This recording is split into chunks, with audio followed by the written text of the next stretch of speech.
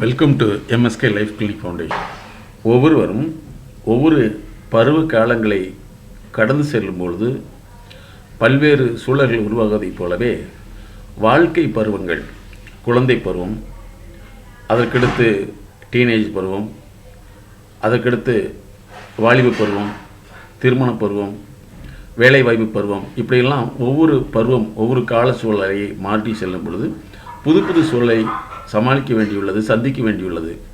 இவற்றை சந்திக்கும் பொழுது ஏற்படக்கூடிய எதிர் பிரச்சனைகளினால் வரக்கூடிய பாதிப்பு, அதை கண்டுகொள்ளாமல் இருக்கும் பொழுது அது அவர்களுடைய செயல்திறனை, நடத்தையை பாதிப்புக்குள்ளாக்கி விடுகிறது. இந்த பாதிப்பு தொடர்ந்து அவர்களுக்குள்ளே இருக்கும் பொழுது அது உடல் நோயை உருவாக்கி விடுகிறது. ஒவ்வொருவரும் திறனை மேம்படுத்துவது அவசியம். அதாவது படிப்பில் அதிக மதிப்பெண் எடுப்பது என்பது வேறு விஷயம். படிப்பை வைத்து அதை ஒரு நிறுவனமாக மாற்றும் பொழுது ஏற்படக்கூடிய பல்வேறு பிரச்சனைகள் என்பது வேறு. வேலைவாய்ப்பு பிரச்சனைகள், சமூக பிரச்சனைகள், அதே மாதிரி ஒரு மனிதன் இன்னொரு மனிதனோடு இணைந்து செயல்படும் பொழுது எதிர்வினையாக நடக்கூடிய பிரச்சனைகள், இப்படி ஒவ்வொன்றையும் சமாளிக்க வேண்டியுள்ளது. அதற்குத்தான் உளவியல் சார்ந்த வழிகாட்டல் அவசியம். அந்த பாதிப்பு அதிகமாக ஏற்படும் பொழுது அவற்றை மறுசீரமைத்து மென்மேலும் மேம்படுத்தி அவர்களுடைய நடத்தை பாதையை ஒழுங்குபடுத்த உளவியல் சார்ந்த பகுப்பாய்வு, வழிகாட்டல், ஆலோசனை அவசியம். அது மிகப்பெரிய சிக்கலாக மாறி இருக்கும் பொழுது அந்த சிக்கலை நீக்குவதற்கான மருந்தில்லாத மனோதத்துவ திறன் பகுப்பாய்வு சிகிச்சை அப்படின்னு நாங்கள் சொல்கிறோம், அதுவும் அவசியம். ஆக அதை பற்றிய விழிப்புணர்வு தான் இந்த ஒரு கான்ஃபரன்ஸில் நம்ம டிஸ்கஸ் பண்ண போகிறோம். அதை பற்றிய விழிப்புணர்வு தான் இந்த வீடியோ பதிவு. இது முற்றிலும் உளவியல் சார்ந்த விழிப்புணர்வு பதிவு. இது விளம்பரம் அல்ல. ஆகவே இதில் ஏற்படக்கூடிய சந்தேகங்களை எங்களோடு நீங்கள் தொடர்ந்து இணைப்பிலிருந்து தெரிந்து கொள்ளலாம். பலர் திறமையை உருவாக்குவதற்கு ஏதாவது வழி இருக்குதா என்று கேட்கிறார்கள். அது இசைத்துறையாக இருக்கலாம், சம்பாதிக்கக்கூடிய ஒரு தொழிலாக இருக்கலாம். ஆனால் இவற்றுக்கு திறன் தான் தேவையை தவிர திறனை எந்த விதமான மாற்றத்துக்கு உட்படுத்தாமல் ஏதாவது ஒரு மூன்றாம் தரமான வழியில் செயல்படுத்த முடியுமா, உருவாக்க முடியுமா என்றால் உருவாக்க முடியாது. பலர் எங்ககிட்ட கேட்குற கேள்வி என்னென்னா, திறமையை உருவாக்குறதுக்கு மருந்து இருக்கா, மியூசிக்கை நான் நல்லபடியாக பாடணும் அதுக்கு மருந்து இருக்குதா, அதே மாதிரி கலைத்திறன் வரணும் அதுக்கு மருந்து இருக்குதா, இப்படின்னு மருந்து சார்ந்து பல கேள்விகளை கேட்குறாங்க. ஆனால் வைரஸுக்கு மருந்து உண்டு, வாழ்க்கை பிரச்சனையினால் மூளை பாதிப்பு ஏற்பட்டவற்றால் மருந்து உண்டு. ஆனால் திறனை உருவாக்க செயல் சிகிச்சை, செயல் மறுசீரமைப்பு சிகிச்சை தான் இருக்கிறது என்பது மேல்மட்ட மக்களுக்கு மட்டுமே தெரிந்த ஒரு உளவியல், உலகியல் உண்மை. Welcome to MSK life clinic foundation. இது வாழ்வியல் மேம்பாட்டு நிறுவனம். லைஃப் கிளினிக் ஃபவுண்டேஷன் சொல்ல முடியாத அழுத்த நினைவுகள், அடக்க முடியாத அழுகை, கட்டுப்படுத்த முடியாத கோபம், தாங்க முடியாத கஷ்டம், தன்னை யாரும் புரிந்து கொள்வதில்லை என்ற ஏக்கம், அதிகமான பயம், தூக்கமின்மை, உடல் சார்ந்த வலி, இன்னும் இது போன்று பல சிக்கல்களிலிருந்து விடுபட நாங்கள் உதவுகிறோம். அணுகவும். உளவியல் முதல் உதவிக்கு MSK just call 93 602 53 930. Welcome to MSK life clinic foundation. திருடனை மாத்திரக்கு மருந்து இருக்கா? திருடனை மாத்திரக்கு மருந்து இருக்கா? இல்லை. சரி, அப்படி ஒரு மருந்து இருந்தால் என்ன செய்வாங்க? எல்லா மாமியாரும் மருமகளுக்கு மருந்து கொடுத்துருவாங்க இல்லையா? கல்யாணம் பண்ணுறதுக்கு முன்னாடியே மருமக யாருக்கு மருந்து கொடுக்கும்? மாமியாருக்கு மருந்து கொடுக்கும். மருந்துங்கிறது வைரஸுக்கு தான். மருந்து வைரஸுக்கு தான். வாழ்க்கைக்கு மருந்து இருந்தால் பயப்படுறான் திருடன், அவன் 2 மருந்து சாப்பிட்டு போட பயப்படாமல் போய் திருடலாம்ல, சரியா? அதாவது மருந்துங்கிறது வைரஸுக்கு தான்.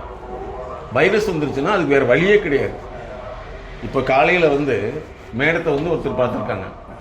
பார்த்துட்டு அவங்க உங்கள்கிட்ட திடீர்னு ஒரு லேடி வீட்டுக்குள்ளே வரட்டா, வீட்டுக்குள்ளே வந்துட்டா என்ன செய்ய முடியும்? காலையில் இவங்க ஒர்க் பண்ணிட்டு இருக்காங்க, வெளியில் இருந்து வீட்டுக்குள்ள வர்றாங்க. என்ன தாத்து வரும்? அன்வான்ட் யாருனே பார்த்தது இல்லை, தெரிஞ்சவங்கன்னா ஆன்லைன் ரிசீவ் பண்ணுவோம். அப்போ இந்த சிச்சுவேஷனில் தான் சார் சொல்லுவாங்க. அவங்க யாருன்னா மெடிக்கல் காலேஜுடைய டீன், மருமக முதற்கொண்டு ஆனால் 15 வருஷம் மருந்து எடுத்துகிட்டு இருக்காங்க. மனசை மாத்திரக்கு மருந்து இருந்ததுன்னா உலகத்தில் ஒன்றுமே தேவையில்லையே இல்லையா? அதனால நீங்கள் முதல்ல தெரிஞ்சுக்க வேண்டியது, உங்கள் வைரஸ் இருந்ததுன்னா அந்த வைரஸை வந்து கொல்றதுக்கு வந்து இன்னொரு கெமிக்கலை போடணும். அது வந்து ரத்தத்தோடு கரையும். உங்கள் மனசை மாத்திரக்கு உலகத்தில் மருந்து மட்டும் இருந்ததுன்னா எங்கிட்ட கொண்டு வந்து கொடுங்க, நான் 1000 கோடிக்கு விற்று கொடுக்குறேன். ஏன்னா எங்கிட்ட வர்றவங்கெல்லாம் வந்து யாருமே நேரடியாக வந்ததே கிடையாது. உங்களை மாதிரி 10 வருஷம் 20 வருஷம் இருந்துக்கிட்டு தான் சிஏ படிக்கிறவங்க, சார்ட்டர்ட் அக்கௌண்டன்ட், இந்த மாதிரி ஆளுங்க தான் வருவாங்க. இவங்க எப்படி வருவாங்கன்னா சொந்தமாக வரவே மாட்டாங்க. ஏன் அப்படின்னா இந்த உலகம் வந்து வளர்ச்சிக்கு வந்து எந்த ட்ரீட்மெண்ட்டு கொடுக்கவே கொடுக்காது இல்லையா? இப்போ நாங்கள் எதில் கொடுக்குறோம்னா எஜுகேஷனல், அப்புறம் எக்கனாமி பொருளாதார சூழல், அதுக்கடுத்து வந்து உளவியல் ஆரோக்கியம், அதுக்கடுத்து வந்து சோஷியல். இந்த 4 விஷயம் சேர்ந்து தான் உங்கள் ஒரு மனுஷன். இந்த 4ல் படிப்பு வரலைங்கிற எந்த மருந்து கொடுப்பீங்க? கொடுக்க முடியாது. ஒய்ஃபு சத்தம் போட்டாங்க அல்லது ஹஸ்பண்ட் சத்தம் போட்டாங்க, அவங்களுக்கு என்ன மருந்து கொடுப்பீங்க? சரி, போலீஸ்காரர் அடிக்கிறார், போலீஸ்காரர் அடிக்கிறான்னு சொல்லி போட்டு அவன் மருந்து சாப்பிட்டா தைரியமாக இருக்கலாம்ல. ஸோ அதனால் நீங்கள் தெரிஞ்சுக்க வேண்டியது வந்து உலகத்தில் மனசை மாத்திரக்கு மருந்தே கிடையாது. முதல்ல மனசுன்னா என்னன்னு தெரிஞ்சுக்கணும். நீங்கள் மனசுங்கிறது வந்து நீங்கள் ஐம்புலன்களின் மூலமாக எந்த செய்தி உங்களுக்கு போச்சோ அதுதான் உள்ளுக்குள்ளே இயக்கிட்டு இருக்கும். சரியா? ரெண்டாவது, இந்த மனோதத்துவங்கிறது ஏழைகளுக்கு அல்ல, பணக்காரங்களுக்கு தான். ஏன்னா பணக்காரன் தான் பிஸ்னஸ் லாஸ் ஆகிட்டா உடனே டாக்டர் பார்ப்பான், பிஸ்னஸில் டெவலப் ஆகிறதுக்கு டாக்டர் பார்ப்பான், சோஷியலை டெவலப் பண்ணுறதுக்கு டாக்டர் பார்ப்பான். சாதாரண மக்கள் மருந்துல தான் போவாங்க. அதனால் என்னன்னு சொன்னால் மனசுங்கிறது வந்து உங்கள் குடும்ப வாழ்க்கையில் நீங்கள் பிறந்ததுலேருந்து இது வரைக்கும் என்ன நடந்ததோ அதெல்லாம் ரெக்கார்ட் ஆகியிருக்கும். அந்த ரெக்கார்டு வந்து உங்களை மறக்க முடியாமல் அதை தூண்டிக்கிட்டே இருக்கும். சரிங்களா? அந்த தூண்டல் வந்து என்ன செய்யும்னா உங்கள் உடம்பை வந்து அதோட இயக்க நிலையை மாற்றி விட்டுரும். அந்த இயக்க நிலையை மாற்றிச்சுன்னா என்ன ஆகும்னா, ஒன்று எதுலேயுமே ஆர்வம் இல்லாமல் இருக்கும், இன்னொன்று எதுலேயுமே ஓவரா ஆங்ஸைட்டின்னு போட்டிருப்பாங்க, படபடப்பு வந்துக்கிட்டே இருக்கும். அதாகுமா, இதாகுமா, இப்படி ஆகுமா, அப்படி ஆகுமான்னு.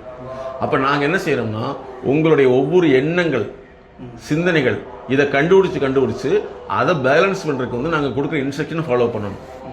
சரிங்களா? அதனால தான் எங்கள்கிட்ட வரக்கூடிய அந்த நிறைய ஸ்கூல்ஸ்க்கு நாங்கள் கன்சல்டண்ட்டாக இருக்கோம். வேலை செய்கிற இடத்துல வந்து டெல்லியில் வேலை செய்கிற இடத்துல வந்து பெரிய அங்கே வேலை செய்ய முடியாமல் மெஷினை ஆப்ரேட் பண்ணுறதுல தப்பு பண்ணிட்டார். மெஷினை ஆப்ரேட் பண்ணிச்சுன்னா 4000 கோடி ரூபா அவுட்டு. அப்போ அந்த சமயத்தில் லாஸ்ட் மூமெண்ட்டில் அந்த ஃபேக்ட்ரியில் இருக்கிற டாப் ஆஃபீஷியல் குடிச்சிட்டு இவர் வந்து அனுப்பிச்சிட்டாங்க. இவங்க என்ன செய்கிறாங்க, கொண்டு போய் ஒரு 5 வருஷம் 6 வருஷம் ட்ரீட்மெண்ட்டுக்கு வச்சு அதுக்கப்புறம் யாரோ ஒரு எங்கள் வீடியோ பார்த்து சொல்லி எங்ககிட்ட வர்றாங்க. அந்த வினாடி தான் நாங்கள் 3 மாதத்துக்கு முன்னாடி தான் கண்டுபிடிச்சோம் அவன் படிப்பில் நம்பர் 1, ஆனால் வேலை செய்ய தெரியாது. இதில் பிரச்சனை. நாங்கள் அவங்களுக்கு சொன்னது வந்து அவருடைய பிரச்சனை எப்போ இருந்ததுன்னா, அந்த ஸ்டூடெண்ட் சொல்கிறாப்புல எனக்கு 2 வயசுலேருந்து பிரச்சனைங்கிறார், 2 வயசுலேருந்து பிரச்சனைங்கிறார். அப்பாட்ட கேட்டால் ஆமாங்கிறார். 2 வயசில் என்ன பிரச்சனை? யாராவது அழகாக இருந்தால் தான் பிடிக்குமா? அதாவது மனசு அறிவின் பதிவு, அறிவே மனம்னு சொல்கிறோம். நம்ம அறிவு தான் நம்ம மனசு இயக்கும். அறிவு நம்மளுக்கு எப்படி வந்துச்சுன்னா, நம்ம பிறந்ததுலேருந்து பார்த்தது, கேட்டது, கெட்டது, நடந்தது இதெல்லாம் தான் அறிவு பதிவு. இந்த அறிவு டெலிட்டே ஆகாது எந்த சூழ்நிலை. இப்போ நீங்கள் 4 வயசு இருக்கிறதே உங்களுக்கு நினைவு வரும். அம்மா சொன்னதோ, ஊட்டி விட்டதோ, உட்கார வச்சது, கூட்டிகிட்டு போனது நினைவு வரும். 1 வயசு இருக்கிறது கூட நினைவுக்கு வரும். நாங்கள் 1.5 வயசு குழந்தை பார்க்குறோம், ஒரு கார் பார்க்குது, காரை பார்த்துட்டு இது இவங்களோட காருன்னு சொல்லுது. எந்த கார், அந்த சைஸில் இருக்கிற கார் எதை பார்த்தாலும் இது அவங்களோட காருன்னு சொல்லுது. அப்போ இதுதான் அறிவு பதிவு. இந்த அறிவு தான் நம்மளை இயக்கும். எப்படின்னா பார்த்தது கேட்டது கெட்டது வச்சு, அதுக்கு நம்ம பார்த்தது கேட்டது கெட்டது வந்து இதுக்கு இதுதான் அர்த்தம்னு ஃபிக்ஸ் பண்ணிக்கு. இது 4-5 ஒன்று சேர்றப்போ ஒரு டிஸ்டர்பன்ஸ் கொடுக்கும். என்னது? ஹெல்த்துக்கு ரிலேட்டட், ஒன்று தலைவலி, இல்லை தூக்கம் இல்லை உடம்பு சோர்வு, இந்த மாதிரி ஏதோ ஒன்று கொடுத்து நம்ம என்ன பண்ணுவோம், அதுக்கு போவோம் மருந்துக்கு. தலைவலிக்குது, அடிக்கடி தலைவலின்னு மருந்து போவோம். ஆனால் அது அப்போதைக்கு கேட்கும், திரும்ப அந்த நினைவு வரும், திரும்ப இன்னொன்று கூட கன்வெர்ட் ஆகிருக்கு, டெலிட் ஆகும். ஒன்று இன்னொன்று கூட சேர்ந்து இந்த ஒன்றுவட்ட கலவை தான் மனப்பதட்டம், மனபயம், மன சோர்வு, சங்கடம். என்னன்னே தெரியாது ஒரு சங்கடம் இருக்கும். எதையோ இழந்த மாதிரியே இருப்போம், சாப்பிட தோணாது, எல்லாமே இருக்கும், சாப்பிட்லான்னு தோணும், சாப்பிட தோணாது. இந்த மாதிரி சங்கடக்குழுக்கள் வந்து சிக்க வச்சிடும். அப்போ இதை மறுசீரமைக்கிறதுக்கு தான் இந்த உளவியல் வழிகாட்டுதல். உங்களுக்கு உலகத்திலே பெரிய ஆள் யார் சொல்லுங்க பார்க்கலாம்? யாருங்க உலகத்திலே யார் பெரிய ஆள் தெரியுமா? நல்லா தெரிஞ்சுங்க. லண்டன், அதாவது வந்து பெக்ராம் அரண்மனையினுடைய எலிசபெத் ராணி தான் உலகத்திலே பெரிய ஆள். அவங்க அம்மா வந்து அவருடைய பேரன் யாருன்னா மைக்கேல், அவருடைய அம்மா யாருன்னா டயானா, தெரியுமில்ல? டயானா இறந்ததில், டயானா இறக்குறப்ப 12 வயசு அவருக்கு. அதில் ஏற்பட்ட நீங்கள் சொன்னீங்க டிப்ரெஷன் சொல்லிட்டு, அதுக்கப்புறம் அவர் வந்து அவங்க அரண்மனையில் எங்களை மாதிரி உளவியல் நிபுணரை வச்சு தான் கிட்டத்தட்ட வந்து எப்படின்னு என்ன சொல்கிறாருன்னா, அவர் பேட்டி விடுக்கல 32 வருஷம், 20 வருஷம் ட்ரீட்மெண்ட் எடுத்தேன், சைக்காலஜிக்கல் ட்ரீட்மெண்ட்டு. இன்றைக்கி நான் பெரிய ஆளாக இருக்குன்னு சொல்லி அவர் பிபிசியில் கொடுத்த பேட்டி எங்களுக்கு எடுத்து போட்டுருவோம். உளவுத்துறை யாருக்குன்னா அரசனுக்கு, உளவியல் ஆரோக்கியம்னா அரசனுக்கு. அப்போ ஏன் சாதாரண மக்கள்னா, சாதாரண மக்கள் வந்து எதை சொன்னாலும் கேட்டுக்க மாட்டான். அந்த காலத்தில் பார்த்தீங்கன்னா நம்ம நாடகங்கள்லையும் கூட பார்த்துருப்போம். ஒரு அரசபை கூடுது, அரசர் வந்து உட்கார்றாருன்னா ஆலோசனை ஒருத்தர்கிட்ட கேட்பார்.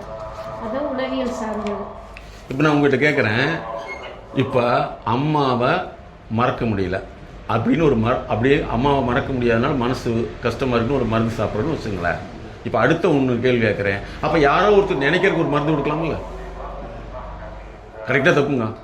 மறக்கிறதுக்கு ஒரு மருந்து இருந்தால் இந்த அறிவு யாருக்குமே சாதாரண மக்களுக்கு இருக்காது. இப்போ உங்ககிட்ட கேட்குறேன், அப்படி பார்த்தா ஏன் லவ் பண்ணுற ஒரு ஆளை வந்து மருந்து கொடுத்து மாற்ற முடியாது? சொல்லுங்கய்யா, மாற்றலாம், மாற்றக்கூடாதா? என்னன்னா இந்த மனநோய் உள்ளவங்களுக்கு பெரிய தப்பு என்னன்னா எதுவுமே ஏற்றுக்க மாட்டாங்க. நான் சொல்றதான் கரெக்டு, நான் சொல்றதான் கரெக்டு, நான் சொல்றதான் கரெக்டும்பாங்க. அவங்கள வந்து வர வைக்கிறதுக்கு அவங்க அம்மா அப்பாவுக்கு எப்படியெல்லாம் பேசணும்னு சொல்லி 3 மாதம் ட்ரீட்மெண்ட்டு. அதுக்கப்புறம் இங்கே வந்துச்சு. வந்த பின்னாடி நீங்கள் ஆச்சரியப்படுவீங்க, 1 இயர் இங்கேயே தங்க வச்சுட்டோம். எங்கேன்னா எங்கேயே ஹாஸ்டலில் தங்கிக்கிங்க அப்படின்னு சொல்லிட்டு பேரண்ட்டோட வந்து ஒன்றா டெவலப் பண்ணி அந்த பொண்ணை வந்து உண்மையை தெரிய வைக்கிறப்ப அதுலேருந்து விலகி வந்துச்சு. அந்த புள்ள தான் சார் நான் இவ்வளோ பேர் கஷ்டப்பட்டுன்னு அந்த பிள்ளை சொந்தமாக கையில் செஞ்சு கொடுத்தது. ஒரு பெண்ணு லவ் பண்ணுது, அந்த பையன் லவ்வரை மறக்கிறதுக்கு மருந்து கொடுத்தா மாறிடுமா? அப்போ மருந்து வேலை செய்யுமா மறக்கிறதுக்கு? சொல்லுங்க. திருடனுக்கு மனசு வந்துக்கிட்டே இருக்குது, அதுக்கு பேர் கிளப்டோமேனியான்னு சொல்லுவோம். அவனுக்கு மருந்து கொடுத்தா மாறிடுவானா? அப்போ நினைப்பை மாத்துறதுக்கு மருந்து கிடையாது, இழப்பை மாக்கிறதுக்கு மருந்து கிடையாது. இழப்பு என்னன்னா அம்மா இறந்துருச்சு, அந்த இழப்பை தாங்க முடியாது. அதுக்கு மனோதத்துவம்னா மனசனுடைய இயல்புத்தன்மையை கண்டுபிடிச்சு மாற்றுறது. உங்கள் உடம்பு எப்படி இயல்புத்தன்மையை கண்டுபிடிச்சு பார்க்குறது அதாவது உடல் மருத்துவம். இது வந்து வாழ்க்கை மருத்துவம். வாழ்க்கை எப்படி போச்சு, நீங்கள் சின்ன வயசில் என்ன கஷ்டப்பட்டுருப்பீங்க, சின்ன வயசில் நிறைய இழந்திருப்பீங்க, சின்ன வயசில் அவமானப்பட்டிருப்பீங்க, சின்ன வயசில் நம்ம நடந்த விஷயங்கள் நம்ம வாழ்க்கையில் மறக்க முடியாமல் இருக்கும், சில சமயங்களில் வந்து நம்ம சொல்ல முடியாத விஷயங்களாக இருக்கும். இதெல்லாம் எங்ககிட்ட டிஸ்கஸ் பண்ணல, அதிலிருந்து நீங்கள் வெளியில் வந்துடலாம். மருந்து கொடுத்து மாத்திரா போயிடுச்சுன்னா ஒவ்வொருத்தருமே எலெக்ஷனுக்கு ஓட்டு போடுறதுக்கு முன்னாடி என்ன செஞ்சுருவாங்க, மருந்து கொடுத்துருவாங்க இல்லைங்களா? கரெக்டாக தப்பா? ரஜினி ரசிகர்களாக என்ன செய்யணும், கமல் ரசிகர்கள் மருந்து கொடுத்தா மறந்துடுவாங்கல்ல?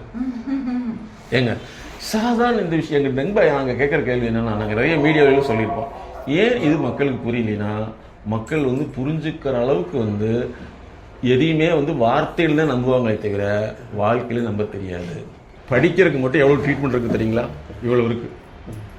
ஆனால் இன்றைக்கி வரைக்கும் நம்ம என்ன சொல்லிட்டு இருக்காங்க, டியூஷன் போனால் தான் படிக்க முடியுறாங்க இல்லையா? படிப்புங்கிறதுக்கு என்ன இருக்குதுன்னு நீங்கள் பார்த்தீங்கன்னா, ஒரு மனுஷன் வந்து கண்ணில் பார்த்து அது மூளை உள்ளுக்குள்ள போய் வேலை செய்யுது. அந்த படிப்புக்கு எவ்வளோ லெக்சர் தெரப்பின்னு வச்சுருக்கோம், அதான் எஜுகேஷனல். உங்கள் வாழ்க்கையில் வரக்கூடிய பிரச்சனைகள் சார்ந்த நோய்க்கு வெல்னஸ்ன்னு வச்சுருக்கோம். அது என்னென்ன பிரச்சனை?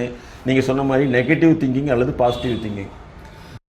ஏன்னா இந்த நம்ம சொல்ல முடியாத அமுக்கப்பட்ட நினைவுகள் யார்கிட்டையும் சொல்ல மனசும் வராது, உள்ளுக்குள்ளேயே புரிஞ்சிட்டு இருப்போம். அதுக்கு எதுக்கு தன்னைத்தானே வருத்திக்கலாமேங்கிற முடிவுக்கு தள்ளப்பட்டு நாங்கள் போன வாரம் ஒருத்தர் என்கிட்ட வர்றாரு, அவர் வந்து 9th நான் கல்யாணம் பண்ணிட்டு வந்துங்கிறாரு, காலேஜ் ப்ரொஃபஸர். நாங்கள் 2 பேரும் வாழ்ந்துட்டு இருக்கிறோம், 10 வருஷம் ஆச்சு எங்களுக்கு கல்யாணம் ஆகி. இப்போ வந்து அவர் போய் செகண்ட் மேரேஜ் பண்ணிட்டாங்க. ஒரு அவர்ஸ் ஆயிட்டாரு, என்னை விட்டுட்டு மேரேஜ் பண்ணிட்டா, அது எப்படி தப்பு தானே சார்? நாங்கள் வாழ்ந்துட்டு இருக்கிறோம்ல, என்ன செய்வீங்க நீங்கள்? அவங்க அப்பா அம்மாவோட ஹை பொசிஷனில் இருக்கவங்க எப்படின்னா, ஏன்னா இவங்களுக்கு வயசு இப்போதான் 28 29, சமந்தா வயசு 30. ஆனால் எங்களுக்கு கல்யாணமாகி 7-8 வருஷம் ஆச்சுன்றாரு. அவங்க கூட தான் வாழ்ந்துட்டு இருக்கிறேங்கிறாரு. அப்போ இந்த மாதிரி திங்கிங் எல்லாம் வரும். இந்த மாதிரி தாட் எப்படி வரும்னு சொன்னால், ஒன்று ஏற்கனவே நம்ம ஒருத்தரோட வாழ்கிற மாதிரி தோணும், இல்லை நம்ம சார்ந்தவர்கள் யாரோ ஒருத்தர் இருக்கிற மாதிரி தோணும். இதெல்லாம் தோணும். இதெல்லாம் வந்து இது இந்த உள்ளே வரக்கூடிய சிந்தனையை தான் நாங்கள் கிளியர் பண்ணுவோம். அதுக்கு தான் நீங்கள் எங்கள் கூட அட்டாச்மெண்ட்டில் இருக்கணும். நீங்கள் எதுவுமே எங்கிட்ட மறைக்க வேண்டியதே இல்லை. ஒரு நாளைக்கு வந்து 60,000 தாட்ஸ் ஒரு மனுஷனுக்கு வருதுங்க. அந்த 60,000 தாட்ஸை வந்து ட்ராக் பண்ணி கண்டுபிடிச்சி மாற்றம் தான் எங்கள் வேலை. நாங்கள் உங்களுக்கு அட்வைஸ் பண்ணுறதெல்லாம் ஆறுதல் பண்ணுறது கிடையாது. ஏன்னா அட்வைஸ் பண்ணி ஆறுதல் பண்ண ஆரம்பிச்சுன்னா அது பணக்காரன் தான் அட்வைஸ் வச்சுருப்போம். எல்லா தொழிலதிபரும் நாங்களும் அட்வைஸராக இருக்குது நிறைய கம்பெனிகளுக்கு. அதுக்கு டெவலப்மெண்ட் இருக்குது. சரிங்களா? ஆல்வேஸ் ரொம்ப காமாக இருக்கிறது, அப்புறம் அமைதி இல்லாமல் இருக்கிறது, அப்புறம் பிரச்சனையான ஒரு விஷயத்தை பற்றி யோசிச்சுட்டே இருக்கிறது, மனசு இப்படி இங்கிட்டு மாறிட்டே இருக்கும். ஒன்று நல்லதாக மாறும், கெட்டதாக மாறும், கோபம் வரும், வெறுப்புத்தன்மை வரும், அதுக்கு சுயமாக அழுக தோணும். சில சமயம் பஸ்ஸில் வரும்போது அழுவீங்க, அது செல்ஃப் கிரை. சொல்ல அப்போ தனிமையாக நமக்கு ஒன்றுமே வேண்டாம், நான் பேசாமல் இருந்துங்க போ அப்படின்னு தோணும். அதுக்கடுத்து என்ன தெரியுமா? மேரிட்டல் லைஃப் ப்ராப்ளம், திருமண வாழ்க்கையில் பிரச்சனை இருக்குது, திருமணம் சரியில்லை, நான் நினச்ச மாதிரி நடக்கலை, ஜாதகத்தில் அது கோளாறு, இது கோளாறு, கடவுள் குற்றம், சாமி குற்றம், இப்படிலாம் ஓடும். அதுக்கடுத்து பார்த்தீங்கன்னா பாருங்க, ஃபேமிலி கம்யூனிகேஷன், குடும்பத்தில் தொடர்பு, ரிலேஷன்ஷிப் ப்ராப்ளம். எத்தனை நீங்கள் சொல்லியிருக்கீங்க ரிலேஷன்ஷிப்னா நான் யார்கிட்ட இருந்திருக்கலாம், அல்லது எங்கள் வீட்டில் உள்ளவங்க யாராவது இருந்திருக்கலாம், இப்படி ஒரு தப்பாக தோணும். அதுக்கடுத்து பார்த்தீங்கன்னா உள்ளுக்குள்ளே வந்து அடக்க முடியாத ஒரு விஷயம் ஓடிக்கிட்டே இருக்கும். அதுக்கடுத்து ஒன்றா பெரிய ரிஸ்க் எடுக்கணும்னு தோணும், இல்லைனா எதுவுமே வேணான்னு தோணும். இதெல்லாம் க்யூர் பண்ணுறது தான் நாங்கள் வெல்னஸ் தெரப்பின்னு வச்சுருக்கோம். இது குழந்தைகளுக்கு தனியாக வச்சுருக்கோம். குழந்தைகளுக்கும் எழுத முடியாது, அதுக்கடுத்து வந்து பேச தெரியாது, அப்புறம் மனப்பாடம் பண்ண தெரியாது, பென்சில் பிடிக்குது, இந்த மாதிரி நிறைய கொள்ள. அதே மாதிரி ஒன்று சொன்னால் புரிஞ்சிக்க முடியாது. இதுக்கு தனியாக குழந்தைகளுக்கு தனியாக பண்ணிட்டு இருக்கோம். சரியா? இது பார்த்தீங்கன்னா பெரிய பெரிய கம்பெனியோட சிஇஓன்னு சொல்கிறாங்கல்ல, அவங்களுக்கு தனி ப்ரோக்ராம்ஸ். ரெசிலன்ஸ்னால் ஒரு இழப்பிலிருந்து உங்களை மீண்டு கொண்டு வர ட்ரீட்மெண்ட். 1909 தான் மனுஷனுக்கு அறிவு இருக்குன்னு சயின்டிஃபிக்காக கண்டுபிடிச்சது. 1909 அது கண்டுபிடிச்சு மனுஷன் சொன்னால் கேட்க மாட்டேங்கிறானே அப்படின்னு சொல்லிட்டு அவங்க என்ன பண்ணுறாங்க, தொடர்ந்து கண்டினியூ பண்ணி இதை இரும்பு கொடுத்தா என்ன செய்யணும்னு யோசிக்கிறாங்க. அப்போ 1950 கண்டுபிடிக்கிறாங்க, சரி மெஷினுக்கு இந்த அறிவு கொடுக்கலான்னு சொல்லிட்டு. இப்போ நீங்கள் சொல்கிறீங்களா ஆர்டிஃபிஷியல் இன்டெலிஜென்ஸு, அது எப்போ கண்டுபிடிச்சிருமோ 1950 கண்டுபிடிச்சு 56 எக்ஸிக்யூஷனுக்கு வருது. ஆனால் நமக்கு எப்போ தெரியுது? 50 வருஷம் அதை கண்டுபிடிச்சி அதை யூஸ் பண்ணிகிட்டு இருக்காங்க. அது யூஸ் பண்ண பின்னாடி ஒரு அதில் வந்து நாங்கள் என்ன கண்டுபிடிச்சோம்னா, ஒரு மனிதனுக்கு செயற்கை நுண்ணறிவு இருக்குன்னா இயற்கை நுண்ணறிவு எப்படி கொண்டு வரணும் கண்டுபிடிச்சோம். நாங்கள் இது ஸ்டூடெண்ட் லெவலில் பண்ணிகிட்டு இருக்கோம். பாருங்கள், எக்ஸாமுக்குலாம் எக்ஸாமில் மறந்துடுறான். அவனுக்கு மருந்து கொடுத்தா மறக்காமல் பண்ணிடலாம் இல்லை? அப்போ மருந்து இருந்துச்சுன்னா வேலை செய்யுமா? ஓகே. உங்களுக்கு அதே மாதிரி பார்த்தீங்கன்னா இந்த உங்களுடைய 3 வகையில் பிரச்சனை ஏற்படும். ஒன்று பர்சனல் லைஃப், இன்னொன்று வந்து நீங்கள் ஃபினான்ஷியல் லைஃப், இன்னொன்று வந்து ஃபேமிலி லைஃப், இன்னொன்று வந்து ஃப்ரெண்ட்ஷிப் லைஃப். 4 வகையில் பிரச்சனை ஏற்பட்டுனா உங்களுக்கு பாதிப்பு ஏற்படுத்தும். சரியா? இதை நாங்கள் ஒன்று ஒன்றா இது வந்து ஒன்று தனித்தனியாக வச்சுருக்கோம். குழந்தைகளுக்கு எழுத முடியாது கொண்டு எவ்வளோ பிரச்சனை இருக்குங்கய்யா. Cross motor planning, bilateral, cross middle, இது மட்டும் ஒரு குழந்தை எழுதலிங்கிறதுக்கு 25 வகையான பிரச்சனை இருக்குது. இதை தான் நாங்கள் கண்டுபிடிச்சி மாத்திரம். 1 மார்க் கேள்வி இருக்குல்ல. அதே மாதிரி பார்த்தீங்கன்னா படிக்கிறது சம்மந்தப்பட்டது. அப்புறம் உங்களுடைய அறிவு எப்படி வேலை செய்யணும் இத்தனை வகையில் கண்டுபிடிக்கிறோம். நீங்கள் இங்கே சொல்கிறது வேற விஷயம். நான் ஒரு புக் எழுதியிருக்கேன், நாங்கள் எழுதியிருக்கோம், சொல்வதும் சொல்லாது.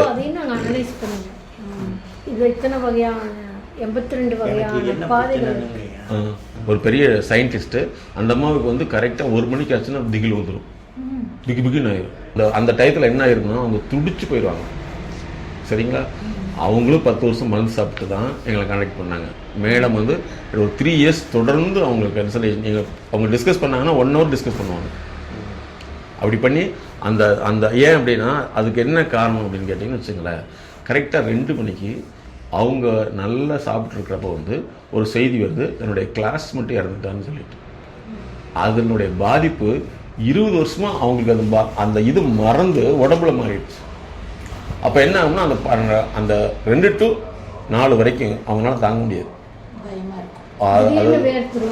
மயக்கம் போட்டுருவாங்க, ஒரு சில நேரம் ரொம்ப சிரிப்பாங்க, அன்கான்சியஸாகவே இருப்பாங்க. ஏன்னு தெரியாது. இது அவங்களுக்கு இயல்பாக சொல்லுவாங்க, இந்த மாதிரி எனக்கு என் ஃப்ரெண்டு 2 மணிக்கு இறந்துச்சு அப்படி சாதாரணமாக பேசுவாங்க. ஆனால் அது எவ்வளோ பெரிய பாதிப்பை ஹெல்த்துக்கு உண்டாக்கிருக்குன்னு நாங்கள் அதை கண்டுபிடிச்சி அதை மாற்றினோடனே இன்னைக்கு வரைக்கும் அவங்களுக்கு அந்த பிரச்சனை இல்லை. சரிங்களா? அந்த அணுகுமுறையை மாத்திரம். ஆனால் என்ன இது 1 மார்க் இல்லை, அவங்க எங்கிட்ட வந்து பார்த்தீங்கன்னா 3 இயர்ஸ் கண்டினியூஷனாக இருந்தாங்க.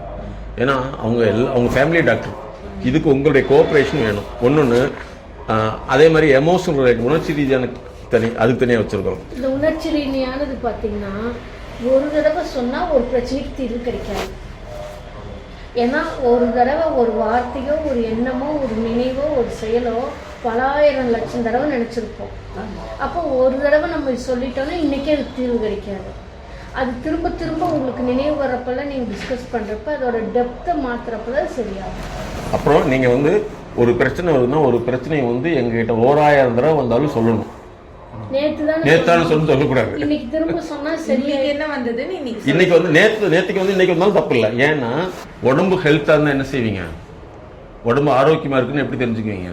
சரி, கை கால் எல்லாமே கரெக்டாக வேலை செய்யும். இது வந்து உடம்பு ஹெல்த்து. சரியா? சைக்கிங்கிற வேர்டு என்னன்னா மைண்டுன்னு அர்த்தம், ஆன்மான்னு அர்த்தம். சைக்கினாவே கிரேக் லாங்குவேஜில் ஆன்மான்னு அர்த்தம். அதனால சைக்கியாலஜின்னு வச்சா உயிர் சார்ந்த அறிவியல்னு அர்த்தம். உங்கள் உயிர் பலகீனம் ஆயிடுச்சுன்னா என்ன அதுக்கு தான் சைக்கலாஜிக்கல் ஹெல்த். அது கம்மியாயிடுச்சு என்ன ஆயிரும்னா எதை பார்த்தாலும் படபடப்பு வரும். அதே மாதிரி எந்த விஷயத்துலையுமே வந்து ஓவராக வந்துச்சுன்னா படபடப்பு, ஒன்றுமே இல்லாமல் இருந்தால் டிப்ரெஷன். சரிங்களா? என்ன சின்ன படபடப்பா, அதுக்கு படபடப்பு. என்ன செய்யறது அப்படின்னு இப்படி உட்காந்தாங்கன்னா அதுக்கு பேர் டிப்ரெஷன். அதே மாதிரி என்னென்னா இவங்க இது வந்துருச்சுன்னா ஒன்று சொசைட்டிலிருந்து அப்படியே விலகிக்குவாங்க. இவங்க யார்கிட்ட தொடர்பு கொள்ள மாட்டாங்க. பெரும்பாலானவர்கள் தனக்கு வரக்கூடிய வாழ்க்கை சார்ந்த பிரச்சனைகளுக்கு உடலில் ஏற்படக்கூடிய விளைவுகளுக்கு இவங்களே ஒரு பெயர் வச்சுக்கிறது.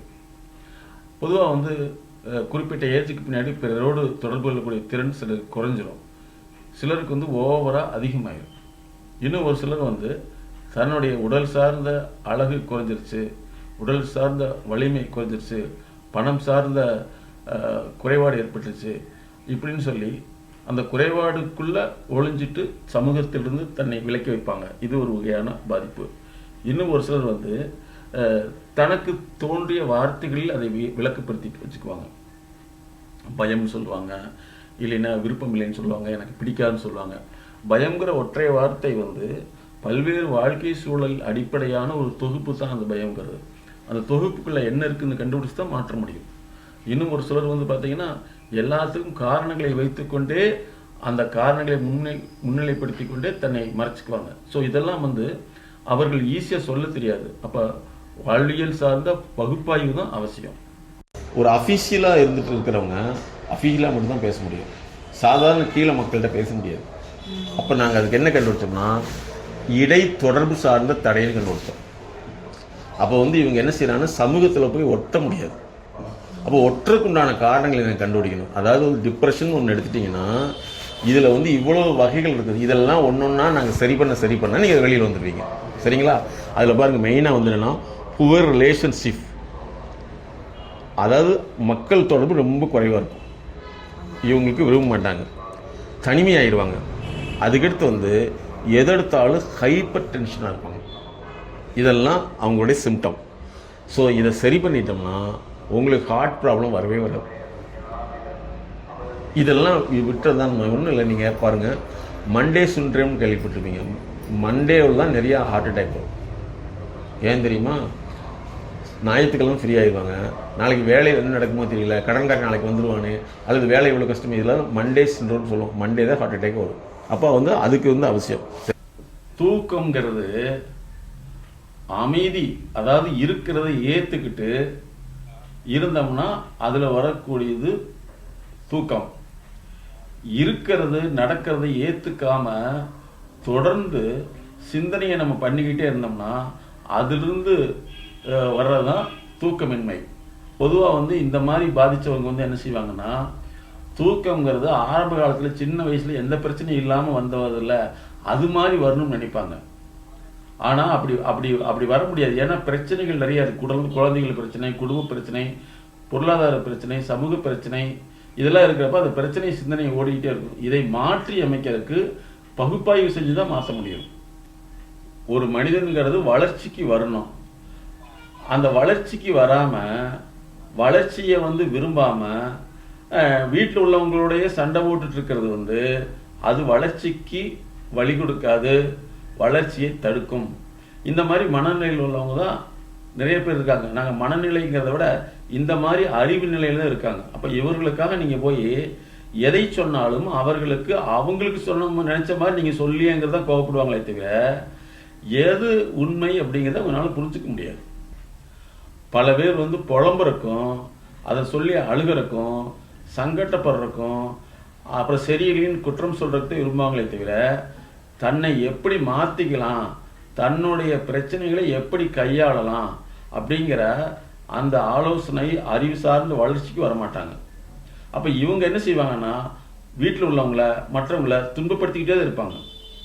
அவங்க வந்து தன்னுடைய பிரச்சனைக்கு தீர்வு வந்து சிம்பிளாக கிடைக்கணும், எந்த முயற்சியும் பண்ணக்கூடாது, எந்த உழைப்பு பண்ணக்கூடாது, எந்த விதமான மாற்றத்தை கொண்டு வரக்கூடாது, நான் இப்படியே தான் இருப்பேன் ஆனால் எல்லாமே மாறும் நினைக்கிறவங்க தான் தூக்கமின்மை, மனச்சோர்வு, மன அழுத்தம், குடும்ப பிரச்சனைகளில் அதிகமாகிட்டே இருக்கும், அதிகப்படுத்திக்கிட்டே இருப்பாங்க. எப்பவுமே தன்னுடைய வளர்ச்சிக்கு வராதவங்க வந்து அவங்க ஏதாவது ஒரு முரண்பாடு சொல்லிகிட்டே இருப்பாங்க. தன்னுடைய விஷயம் வெளியே தெரியக்கூடாதுன்னே பிரச்சனைகளை மாட்டிக்குவாங்க. சைக்கலாஜிக்கல் ஹெல்த்துங்கிறது இது. இப்போ உங்களுக்கு இருக்கிறது சைக்கலாஜிக்கல் ஹெல்த் குறைஞ்சது. அதாவது ஆன்ம பலம்ங்கிறத விட நாங்கள் என்ன சொல்கிறோம்னா உளவியல் பலம்னு சொல்கிறோம். சரி, பிஹேவியர் ஹெல்த்துன்னு ஒன்று இருக்குது. பிஹேவியர் ஹெல்த்னா எல்லா இடத்துலையும் போய் நம்மளால் வந்து நிற்க முடியும், பேச முடியும். இது தனியாக இருக்குது. பொருளாதாரத்தை டெவலப் பண்ணக்கு யாராவது டாக்டர் பார்த்துருக்கீங்களா? அப்படி ஒன்று இருக்குன்னு தெரியுமா உங்களுக்கு?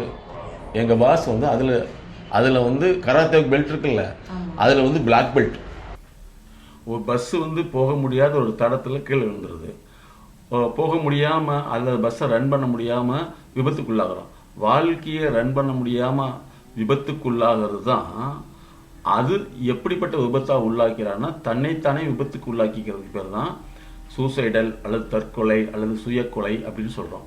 தன்னுடைய வளர்ச்சிக்கு தான் எந்த விதமான ரிஸ்க் எடுக்க முடியாமல், எடுக்க விரும்பாமல், எடுக்க தெரியாமல் தன்னைத்தானே விபத்துக்குள்ளாக்கக்கூடிய ஒரு செயல்முறை தான் இந்த சூசைடல் தாட்னு சொல்கிறோம். Suicidal thought. அப்புறம் எப்பவுமே வெறுமையை ஃபீல் பண்ணுறது. அதுக்கடுத்து வந்து பார்த்தீங்கன்னா சந்தேக குணம், அவங்க மேலே சந்தேகம், இவங்க மேலே சந்தேகம்.